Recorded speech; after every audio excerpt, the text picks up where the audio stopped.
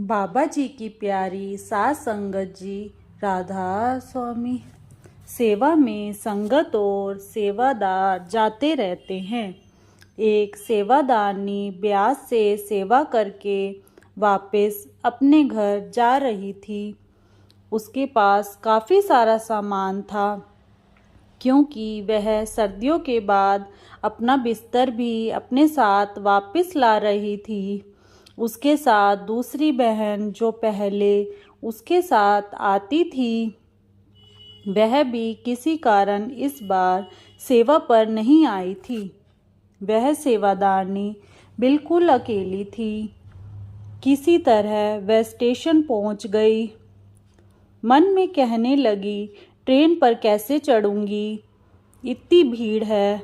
फिर मन में आया कि बाबा जी अपने आप चढ़ाएंगे। थोड़ी देर के बाद ट्रेन आई। इतनी भीड़ के बावजूद भी वह सेवादारनी गाड़ी में चढ़ गई और उसे सीट भी मिल गई और उसका सामान भी गाड़ी में रख दिया। जब वह सीट पर बैठी तो साथ ही एक छोटा सा बच्चा बैठा हुआ था। बोला, आप बड़े बाबा जी के साथ आए हो? तो माता जी बोली, नहीं बेटा, मैं तो अकेली आई हूँ। तो बच्चा बोला, आपको तो बड़े बाबा जी चढ़ा कर गए हैं। उन्होंने आपका सामान भी रखा और आपको सीट भी दिलवा कर गए हैं। तो वह सेवादारनी रोने लगी कि मैंने महाराज जी से सेवा करवाई, मैं तो सेवा कराने आई थी। महाराज जी से माफ़ी मांगने लगी। महाराज जी, आगे से मैं कभी नहीं कहूँगी कि मेरे को आप चढ़ाएंगे। वह सारा रास्ता रोती रही। ट्रेन में भी और लोग पूछने लगे, बहन जी आप क्यों रो रही हैं? तो वह कहने लगी कि ऐसे ही मैंने मन में कह दिया कि मेरे को महाराज जी आप चढ़ाएंगे। तो देखो, यह लड़का बता रहा है कि मेरे को चढ़ाने बड़े महाराज जी खुद आए हैं। मैं सेवा करने आई थी या करवाने आई थी, इसलिए मेरे को रोना आ रहा है। जब वह घर आई तब भी रो रो कर सबको यही बात कह रही थी कि मेरे को छोड़ने महाराज जी आए थे। तो उसके पति ने कहा, हमारी बेटी आती है, मैं भी उसको स्टेशन या बस स्टैंड पर लेने जाता हूँ। तो महाराज जी भी तुझे छोड़ने स्टेशन तक आ गए और गाड़ी में बिठाकर चले गए। वह हमारे मन की बात जानते हैं और उन्होंने पिता होने का फर्ज निभाया है।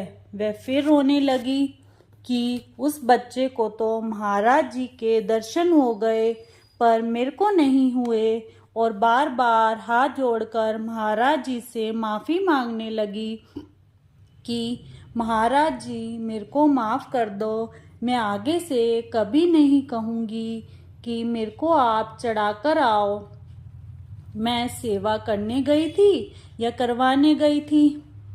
बाबा जी, यह तो सब आप जानते ही हैं। महाराज जी तो हमारे अंदर हैं, हमारे मन की बात जानते हैं। उसके पति ने कहा, इस हफ्ते मैं भी तुम्हारे साथ सेवा पर चलूँगा, ताकि तुम्हें सामान उठाने में कोई परेशानी ना हो। एक सेवादारनी पंडाल की सेवा करती थी और वह हर हफ्ते भंडारे पर जाया करती थी। ऐसे ही एक बार वह ब्यास से दिल्ली जाने के लिए स्टेशन पहुंची। ट्रेन काफ़ी लेट थी। वह स्टेशन पर काफ़ी देर बैठी रही। जब ट्रेन आई तो शाम हो गई थी।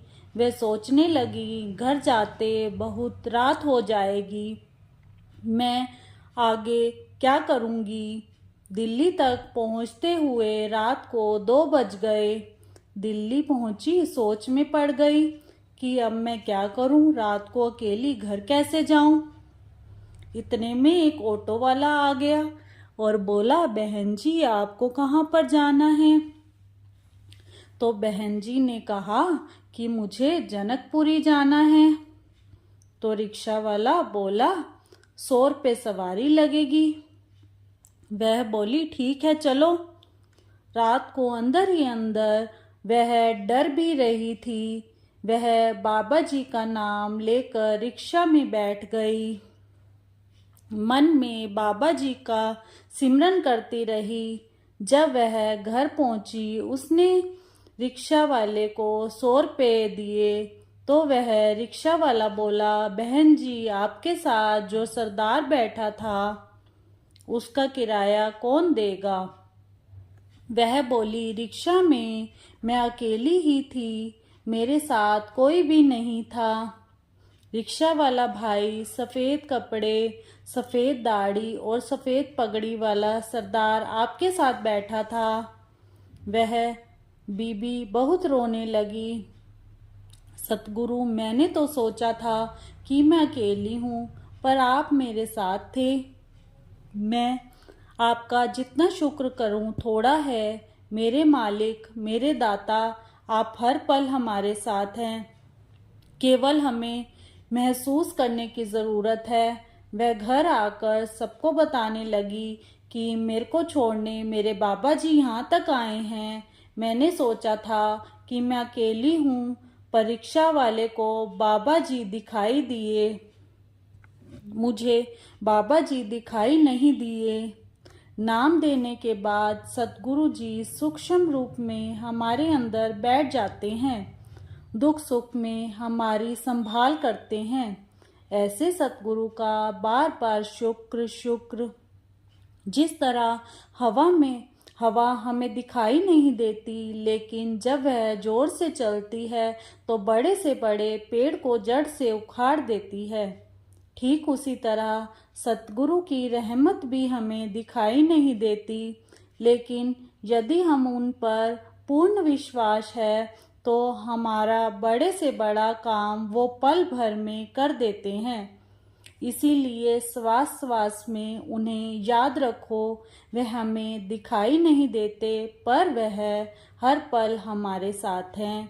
सत्संग में बाबा जी ने फरमाया कि अगर शिष्य के रूहानी सफ़र में सतगुरु का देह स्वरूप रुकावट बन रहा है, तो फिर अब समय आ गया है कि सतगुरु को अपने देह स्वरूप को लुप्त कर देना चाहिए, हटा देना चाहिए। बाबा जी ने अंत में यहाँ तक कह दिया कि यह जो विनती की गई है, ये डराने के लिए नहीं की गई है, यह सच भी हो सकती है। बाबा जी ने सब संगत को यह बिल्कुल साफ संदेश दिया कि अगर मेरे देह स्वरूप के बाहरी दर्शन और बाहरी सत्संग को एक रस्म रिवाज बनाकर अपना जीवन बाहरी सेवा तक ही रखोगे तो मुक्ति नहीं मिलेगी, जो केवल और केवल अंतर्मुख नाम की कमाई से संभव है। नानक के घर केवल नाम। अगर हमें अपने सतगुरु से सचमुच प्यार है तो उनके इतने दुख भरे वचनों को सुनकर हृदय में चोट लगनी चाहिए और रोजाना बिना नागा भजन सिमरन को पूरा वक्त देना चाहिए, ताकि हम अनाथ न हो जाएं। हम चाहें लाखों खुशियां मिली हों और चाहे हमने कितनी ही मिठाइयाँ चखी हों, लेकिन बाबा जी के दर्शनों की जो खुशी है, उसका एहसास और उस खुशी के आंसुओं की मिठास इस संसार में कहीं और नहीं मिल सकती। शरीर एक प्रकार का किला है जिसमें 10 द्वार खुलते हैं। 9 संसार की ओर खुलते हैं, 10वां सचखंड की ओर। यह 10वां द्वार परमात्मा ने केवल छिपाकर ही नहीं रखा, बल्कि ब्रज कपाटों से बंद भी किया हुआ है।